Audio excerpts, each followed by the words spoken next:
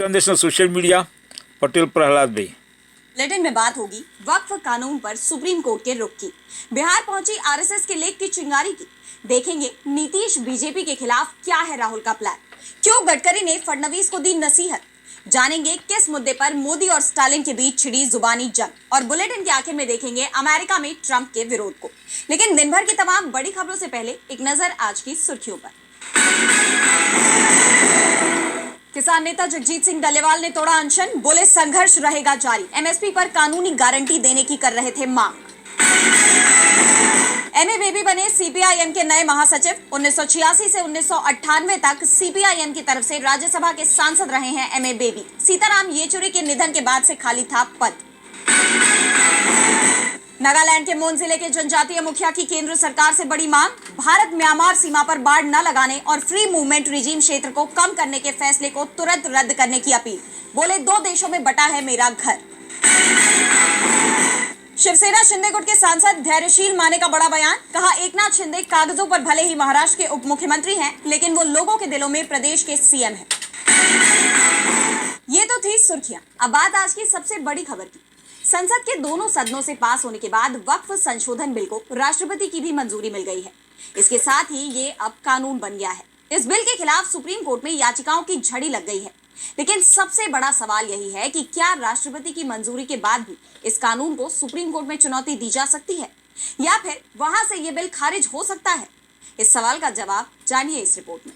वक्फ bill पर पूरे देश में बवाल मचा हुआ है। जगह जगह प्रदर्शन हो रहे हैं। मुस्लिम संगठनों ने देशव्यापी आंदोलन का ऐलान कर दिया है, तो वहीं कई राजनीतिक दलों ने सुप्रीम कोर्ट का दरवाजा खटखटा दिया है।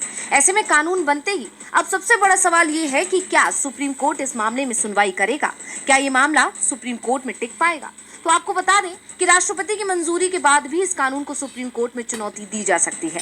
चुनौती का मुख्य आधार संविधान के अनुच्छेद 32 के तहत होगा। सुप्रीम कोर्ट को रिव्यू करने का अधिकार है। इसके अलावा सबसे बड़ा सवाल ये है कि क्या ये बिल कानून बनने के बाद भी रद्द हो सकता है। इसको लेकर जानकारों का कहना है कि अगर संविधान के तहत काम नहीं किया गया है तो फिर सुप्रीम कोर्ट दखलंदाजी करता है।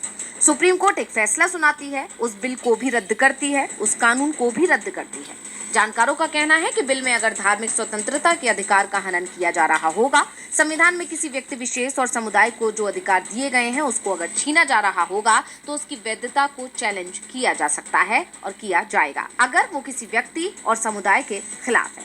वहीं इसको लेकर वरिष्ठ वकील अभिषेक मनु सिंघवी भी कह चुके हैं कि सुप्रीम कोर्ट बिल को रद्द कर सकता है। बता दें कि वक्फ बिल के पारित होने के बाद से सुप्रीम कोर्ट में इस एक्ट के खिलाफ याचिकाएं दाखिल हो रही हैं। अभी तक कांग्रेस सांसद मोहम्मद जावेद, एआईएमआईएम नेता असदुद्दीन ओवैसी, आम आदमी पार्टी के विधायक Amanatullah Khan, association for protection of civil rights, Samastha Kerala Jamiatul उलमा, मौलाना अरशद मदनी सहित तमाम मुस्लिम संगठनों ने सुप्रीम कोर्ट में याचिका दाखिल की है। अब क्योंकि कानून बन चुका है, इसलिए इस मामले में सुनवाई हो सकती है। ऐसे में अब सभी की निगाहें सुप्रीम कोर्ट पर टिकी हुई हैं।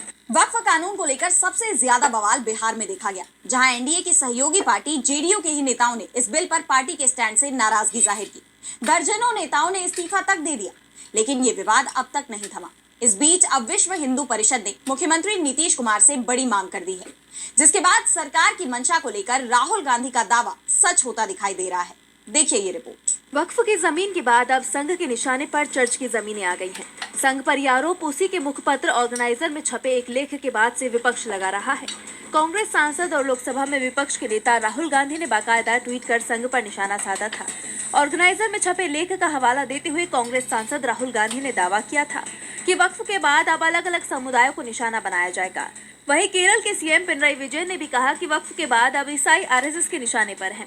जब विवाद गहराया तो आरएसएस ने अपना लेख हटा दिया, लेकिन ये विवाद खत्म नहीं हुआ, बल्कि दूसरे ढंग से इसे अब उठाया जा रहा है। ऐसे दावे इसलिए किए जा रहे हैं क्योंकि अब विश्व हिंदू परिषद यानी विहिप ने नीतीश सरकार से एक बड़ी मांग की है। विहिप चाहता है कि मस्जिद और चर्च को भी सरकार अपने नियंत्रण में ले। वीएचपी के केंद्रीय संगठन महामंत्री मिलिंद परांडे का कहना है कि अभी सिर्फ हिंदू मंदिरों पर ही सरकारी नियंत्रण है। विहिप के एक दल ने बिहार के उप मुख्यमंत्री विजय सिन्हा से मुलाकात कर इस बारे में बात की। उन्होंने कहा कि ये भेदभाव है और इसे दूर करना चाहिए। विहिप का मानना है कि मंदिरों के साथ अन्याय हो रहा है। उनके मुताबिक सिर्फ मंदिरों को सरकार चलाती है, जबकि मस्जिद और चर्च अपने धार्मिक संगठन चलाते हैं। विहिप के केंद्रीय संगठन महामंत्री मिलिंद परांडे ने इस बात पर जोर दिया और उन्होंने विजय सिन्हा से कहा कि ये व्यवस्था ठीक नहीं है और इसे बदलना चाहिए। मिलिंद परांडे ने कहा कि संविधान सभी धर्मों को बराबर मानता है। उन्होंने सवाल किया कि अगर मस्जिद और चर्च सरकारी नियंत्रण से बाहर रह सकते हैं तो मंदिरों के साथ भेदभाव क्यों किया जा रहा है? सभी धर्मों को समान अधिकार मिलना चाहिए। इस घटना से राहुल गांधी का दावा भी सच साबित होता दिखाई दे रहा है। वहीं विहिप की इस मांग ने भी नीतीश कुमार की मुश्किलें बढ़ा दी हैं और जानकारों का कहना है कि संघ ने भले ही लेख को हटा दिया, लेकिन अब वीएचपी को काम पर लगा दिया है। वीएचपी की इस मांग ने नीतीश कुमार की मुश्किलें बढ़ा दी हैं। वक्फ बिल और अब चर्च की जमीन, इस गहराते विवाद के बीच राहुल गांधी के बिहार दौरे ने सियासी सरगर्मियां तेज कर दी हैं। वक्फ पर नए कानून के आते ही अब राहुल गांधी बिहार जा रहे हैं और मुस्लिम नेताओं से मुलाकात कर वो आगे की रणनीति बनाएंगे। इस दौरे से पहले उन्होंने एक नई मुहिम भी शुरू करने की घोषणा की है। देखिए ये रिपोर्ट। वक्फ संशोधन बिल पर बिहार में पहले से ही हंगामा मचा था। अब नया कानून बन जाने के बाद सियासत और गर्म हो गई है। इस कानून के बनने के फौरन बाद राहुल गांधी पटना पहुंच रहे हैं। राहुल अपने दौरे के दौरान मुस्लिम नेताओं से मुलाकात करेंगे। आपको बता दें कि किशनगंज से कांग्रेस के सांसद मोहम्मद जावेद ने वक्फ बिल के खिलाफ सुप्रीम कोर्ट में याचिका पहले ही दाखिल कर दी है। अब राहुल के मुस्लिम नेताओं से मुलाकात में बीजेपी और नीतीश के खिलाफ बड़ी रणनीति तैयार होगी। अपने दौरे को लेकर खुद राहुल गांधी ने सोशल मीडिया पर जानकारी दी है। राहुल ने लिखा, बिहार के युवा साथियों, मैं 7 अप्रैल को बेगूसराय आ रहा हूँ। पलायन रोको नौकरी दो यात्रा में आपके साथ कंधे से कंधा मिलाकर चलने। लक्ष्य है कि पूरी दुनिया को बिहार के युवाओं की भावना दिखे, उनका संघर्ष दिखे, उनका कष्ट दिखे। आप भी व्हाइट टी शर्ट पहन कर आइए, सवाल पूछिए, आवाज उठाइए। सरकार पर आपके अधिकारों के लिए दबाव बनाने के लिए, उसे हटाने के लिए यहाँ रजिस्टर कर व्हाइट टी शर्ट मूवमेंट से जुड़िए। आइए हम मिलकर बिहार को अवसरों वाला राज्य बनाएं। राहुल गांधी ने बिहार के युवाओं को साधने के लिए एक मुहिम शुरू की है। इसके अलावा आपको बता दें कि 7 अप्रैल को बिहार के एक दिन दौरे में राहुल गांधी 3 कार्यक्रमों में हिस्सा लेंगे। वो सबसे पहले बेगूसराय में पलायन रोको नौकरी दो यात्रा में शिरकत करेंगे और उसके बाद पटना में संविधान सम्मेलन में भाग लेंगे। इसके बाद वो पार्टी की एक बैठक में हिस्सा लेंगे और फिर बिहार के बड़े मुस्लिम नेताओं से मुलाकात करेंगे और केंद्र सरकार के इस नए कानून को लेकर बात करेंगे। राहुल गांधी का ये दौरा बेहद खास है। बीते 4 महीने में ये तीसरा मौका होगा जब राहुल गांधी बिहार दौरे पर जाएंगे। इससे पहले वो 18 जनवरी तथा 4 फरवरी को पटना में आ चुके हैं। राहुल गांधी के इस दौरे ने बीजेपी की चिंता बढ़ा दी है, तो टेंशन महाराष्ट्र में भी नजर आ रही है और इसकी वजह है केंद्रीय मंत्री नितिन गडकरी, जो अक्सर ही अपने बयानों के लिए सुर्खियों में रहते हैं। और अब एक बार फिर उन्होंने एक और बड़ा बयान दिया है जिसे सीएम फडणवीस पर हमला माना जा रहा है। इसके बाद से बीजेपी में खटपट की चर्चा तेज है। तो क्या कुछ कहा नितिन गडकरी ने, देखिए इस रिपोर्ट में। केंद्रीय मंत्री नितिन गडकरी ने एक बड़ा बयान दिया है। गडकरी ने नेताओं को नसीहतें दी। उन्होंने कहा कि एक राजनीतिक नेता के लिए पार्टी उसके परिवार की तरह होनी चाहिए। नागपुर शहर में बीजेपी के नए कार्यालय की आधारशिला रखने के बाद गडकरी ने सभा को संबोधित किया। कार्यक्रम में महाराष्ट्र के सीएम देवेंद्र फडणवीस और बीजेपी के प्रदेश अध्यक्ष चंद्रशेखर बावनकुले भी मौजूद थे।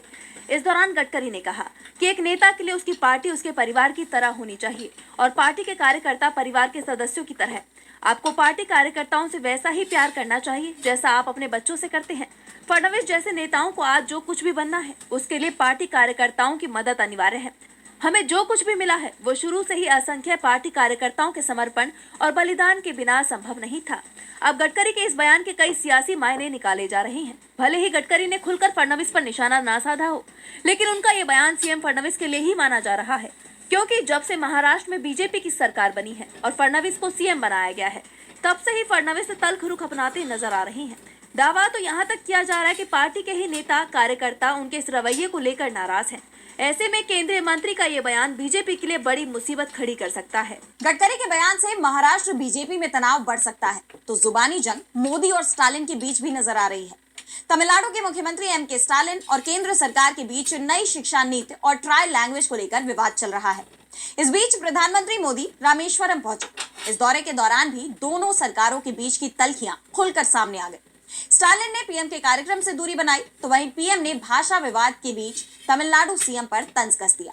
देखिए ये रिपोर्ट। भारतीय जनता पार्टी का पूरा फोकस अब दक्षिण राज्यों पर है और इन राज्यों में खुद को मजबूत करने के लिए पार्टी हर पैंतरा अपना रही है, चाहे वो परिसीमन के जरिए हो या फिर त्रिभाषा फॉर्मूला हो। लेकिन तमिलनाडु के सीएम एम.के. स्टालिन बीजेपी की इस कोशिश को लगातार नाकाम कर रहे हैं और नाकाम करने में जुटे हुए हैं। पिछले दिनों उन्होंने दक्षिण के 7 मुख्यमंत्रियों के साथ बैठक की थी और अब जब पीएम रामेश्वरम पहुंचे तो स्टालिन ना तो पीएम को रिसीव करने पहुंचे और ना ही उनके कार्यक्रम में शामिल हुए, लेकिन अपनी बात उन्होंने पीएम तक पहुंचा दी। उन्होंने कहा कि प्रधानमंत्री मोदी को प्रस्तावित परिसीमन प्रक्रिया को लेकर राज्य के लोगों की आशंकाओं को दूर करना चाहिए। सीएम स्टालिन ने एक आधिकारिक कार्यक्रम को संबोधित करते हुए कहा कि मोदी को ये भी सुनिश्चित करना चाहिए कि संसद में एक प्रस्ताव पारित किया जाए ताकि तमिलनाडु के अधिकारों पर अंकुश न लगे। वहीं दूसरी तरफ पीएम मोदी ने भी रामेश्वरम से विपक्ष और स्टालिन पर जमकर निशाना साधा। पीएम ने कहा कि कुछ लोगों को हमेशा रोते रहने की आदत होती है। यही नहीं, केंद्र और स्टालिन के बीच चल रहे भाषा विवाद को लेकर भी पीएम ने स्टालिन पर तंज कस दिया। जनसभा के दौरान उन्होंने भाषा विवाद का जिक्र किए बिना डीएम के नेताओं और सीएम के स्टालिन को नसीहत दे दी। पीएम ने कहा, तमिलनाडु के कुछ नेताओं की चिट्ठियां जब मेरे पास आती है के बीच जबरदस्त वार पलटवार का दौर चल रहा है और ये मामला शांत होता नजर नहीं आ रहा है। दक्षिण में भाषा विवाद परिसीमन का मुद्दा गरमाया हुआ है, तो दिल्ली में यमुना के पानी को लेकर लगातार सवाल उठ रहे हैं कि आखिर कब साफ होगी यमुना। न सिर्फ विपक्ष बल्कि सोशल एक्टिविस्ट भी इस मुद्दे को मुखरता से उठा रहे हैं, यमुना को दोबारा जिंदा करने की मांग कर रहे हैं, जिसे लेकर अब दिल्ली की बीजेपी सरकार विपक्ष के निशाने पर आ गई है। यही नहीं, आयुष्मान योजना को लेकर भी कांग्रेस ने रेखा गुप्ता की सरकार को घेरा है। तो कैसे घेरी बीजेपी सरकार, आइए देखते हैं इस रिपोर्ट में। दिल्ली में यमुना के पानी को लेकर लगातार बहस देखी जा रही है और अब कांग्रेस ने एक बार फिर इस मुद्दे को उठाया है। पार्टी ने अपने सोशल मीडिया पर यमुना के पानी में जहरीले झाग का एक वीडियो शेयर करते हुए कहा कि दिल्ली के चुनाव में बीजेपी ने जुमला फेंका था कि सरकार बनते ही यमुना को साफ कर देंगे। सरकार बनने के बाद गोदी मीडिया को लगाकर इसका प्रचार भी किया, लेकिन अब झूठ का गुब्बारा फूट गया। कांग्रेस ने अपनी पोस्ट में लिखा कि ये है यमुना की सफाई की हकीकत, जहरीला झाग। मोदी और बीजेपी का एक ही काम है, झूठ बोलना। गंगा की सफाई पर भी झूठ बोला गया, यमुना की सफाई पर भी झूठ बोला गया। असल में नदियों की सफाई बीजेपी के लिए भ्रष्टाचार का जरिया है, जिससे हजारों करोड़ गटक लिए गए हैं। पार्टी ने एक तरफ यमुना की सफाई का मुद्दा उठाया तो वहीं दूसरी तरफ आयुष्मान योजना को लेकर भी सरकार को घेरा। दिल्ली प्रदेश कांग्रेस कमेटी के अध्यक्ष देवेंद्र यादव ने दिल्ली की बीजेपी सरकार के साथ ही केंद्र पर भी हमला बोला। उन्होंने बीजेपी सरकार के 1 लाख आयुष्मान कार्ड बनवाने के दावे को भ्रमित करने वाला बताया और कहा कि दिल्ली में करीब 4 लाख से ज्यादा लोग 70 साल से ज्यादा उम्र के हैं। ऐसे में मात्र 1 लाख कार्ड बनाने का लक्ष्य बहुत कम है। उन्होंने कहा कि आयुष्मान योजना लागू करना भले ही एक अच्छा कदम हो, लेकिन इसके साथ साथ दिल्ली के अस्पतालों की बदहाली को भी ठीक करना जरूरी है। साफ है, अगर रेखा गुप्ता की सरकार ने इन मुद्दों पर काम नहीं किया तो उनके लिए मुश्किलें खड़ी हो सकती हैं। और बुलेटिन के आखिर में देखेंगे अमेरिका में ट्रंप के विरोध को। अमेरिकी राष्ट्रपति डोनाल्ड ट्रंप के फैसलों से दुनिया भर के देशों में आक्रोश तो देखा ही जा रहा है और अब अमेरिका में उनके खिलाफ विरोध प्रदर्शन भी शुरू हो गए हैं। ट्रंप के साथ ही उनके सहयोगी अरबपति एलन मस्क के खिलाफ भी अमेरिका के लोग सड़कों पर उतर आए हैं। हैंड्स ऑफ नाम के इस प्रदर्शन से लोग ट्रंप के फैसलों के खिलाफ अपना विरोध जाहिर कर रहे हैं। तो क्या है पूरी खबर, आइए देखते हैं इस रिपोर्ट में। अमेरिका की सड़कों पर राष्ट्रपति डोनाल्ड ट्रंप और उनके सहयोगी अरबपति एलन मस्क के खिलाफ भारी विरोध प्रदर्शन देखा गया। अमेरिका के सभी 50 राज्यों में रैलियां निकाली गई, जिनमें लाखों लोग शामिल हुए। लगभग 6 लाख लोगों ने रजिस्ट्रेशन कराया था। इस प्रदर्शन में 150 से ज्यादा संगठनों ने हिस्सा लिया, जिनमें प्रमुख तौर पर सिविल राइट ऑर्गेनाइजेशन, मजदूर संघ, LGBTQ+ वॉलंटियर्स, पूर्व सैनिक और चुनावी कार्यकर्ता शामिल थे। मीडिया रिपोर्ट के तहत देश भर में 1400 से ज्यादा रैलियां की गई। ये प्रदर्शनकारी सरकारी नौकरियों में कटौती, अर्थव्यवस्था और मानवाधिकार जैसे मुद्दों पर सरकार के फैसलों का विरोध कर रहे हैं। उन्होंने इस प्रदर्शन को हैंड्स ऑफ प्रोटेस्ट नाम दिया। हैंड्स ऑफ का मतलब होता है हमारे अधिकारों से दूर रहो, यानी प्रदर्शनकारी नहीं चाहते कि उनके अधिकारों पर किसी का कंट्रोल हो। दरअसल डोनाल्ड ट्रंप ने जब से अमेरिकी राष्ट्रपति का पदभार संभाला है, तब से ही वो एक के बाद एक विवादित फैसले ले रहे हैं। फिर चाहे वो थर्ड जेंडर के अधिकारों को छीनने का फैसला हो, या सरकारी कर्मचारियों की छटनी का, अवैध प्रवासियों के डिपोटेशन का, या फिर टैरिफ का। ट्रंप के फैसलों को लेकर लगातार बहस देखी जा रही है और अब अपने ही देश में उनका विरोध शुरू हो गया है। और उनके साथ ही एलन मस्क, जो कि डॉज विभाग के प्रमुख हैं और अमेरिकी सरकार के खर्च में कटौती के लिए लगातार काम कर रहे हैं, उनके खिलाफ भी लोगों में गुस्सा दिखाई दिया। अब ऐसे में ट्रंप को अपने फैसलों के चलते देश के बाहर से तो चुनौतियां मिल ही रही थी। यूरोपियन यूनियन, चीन जैसे कई देश ट्रंप को मुंहतोड़ जवाब दे रहे हैं और अब अपने देश में ही उनके खिलाफ मोर्चा खुल गया है। ऐसे में सवाल यह है कि क्या अब ट्रंप रुकेंगे या उनके ये फैसले जारी रहेंगे। तो आज इस बुलेटिन में इतना ही। आप देखते रहिए DB लाइव।